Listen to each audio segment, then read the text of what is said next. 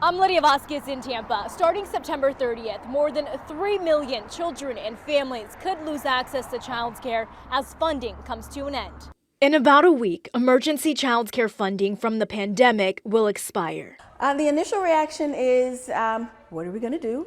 The funding, part of the American Rescue Plan Act passed in 2021, included more than $20 billion in childcare stabilization grants. So we were able to do some things like bonuses, but we weren't able to do things that were sustainable and maintain higher salaries and things. And so we're going to struggle with that. And then if it impacts our families the way it's anticipated, that's going to bring more of our income down because we basically operate just on the fees. Come September 30th, that funding will disappear, leaving people like Miss Tony Boyd, director of the College Hill Church of God in Christ preschool, scrambling. We are trying to see where we can cut costs, minimize some things.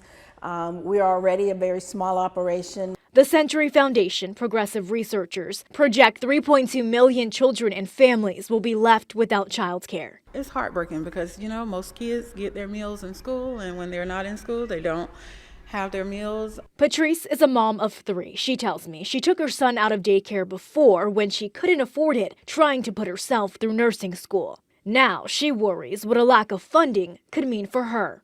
It definitely will hurt not only me, but other parents. It will hurt the business because people are barely making ends meet nowadays. It's tough.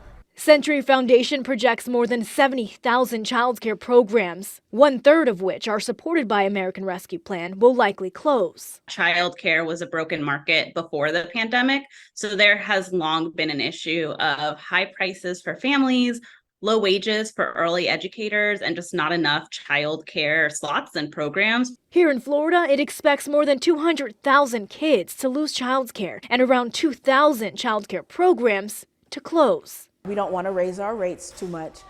Part of our mission for us personally was to make good preschool education available for children in this surrounding community. We're going to have to raise our rates. Right now, we're trying to figure out how much.